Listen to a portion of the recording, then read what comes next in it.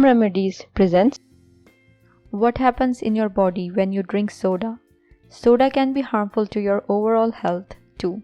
Short-term effects include an increase in blood sugar and blood pressure, increased dopamine production, and dilated pupils.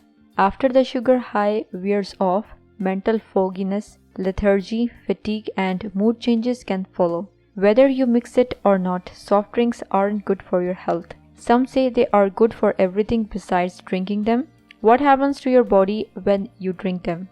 After 10 minutes, a glass of soda has 10 tablespoons of sugar. Yes, you heard it right. Indeed, soda jolts your body. Let's see the record straight.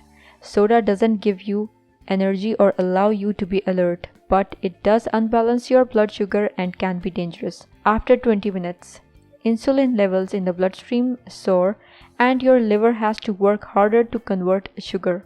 The downside is that it turns this sugar into fat. After 45 minutes, your body increases the production of a hormone called dopamine, which is responsible for stimulating the area of the brain dedicated to pleasure and rewards.